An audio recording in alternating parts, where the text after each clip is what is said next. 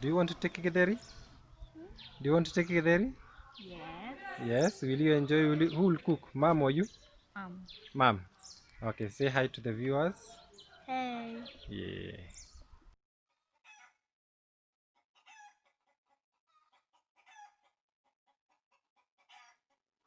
Here we are heading to harvesting. I think there is a clear vindication that the Thuo Food Model is workable, and you will see the results. So we are going to take some mitungos for today, and tutawaambia venye ina taste. Just a short video, and we hope that at least the point got home. So you can see some of them are ready for githeri. If you wait too long, you'll have now to forfeit the mitungos and maybe now go for the githeri itself. But we want some mitungos, and that's why we are doing this part. What do you call it? A premiere. Sawa sawa. Hope it was not much of a hassle. Took us how many months? 2.5. Call them 3. 3 months, and our maize is ready. You can see like this one is all set. I think doing it, leaving it for too long will be just spoiling. But you can see some of them need like another 2 or 3 more weeks to be ready.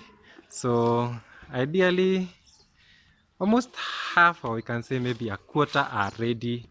And then, so if you want to enjoy our metungos from the Meland farm, karibu sana. Just make sure that you observe all the rules, and things will be all right. So Sir Meland has finished his harvesting, and he has quite a bunch. And I think we are ready to go and cook. Cindy?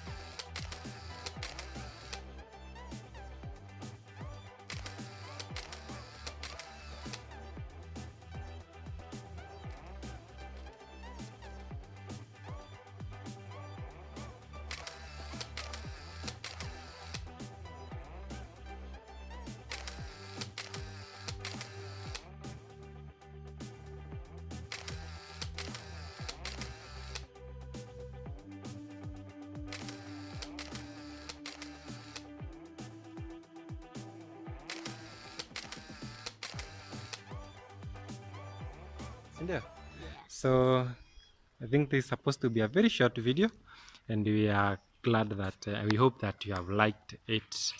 Continue to subscribe, continue to comment, and we'll see you next time as we do another video from the Meland farm. By the way, this is Meland. Bye bye.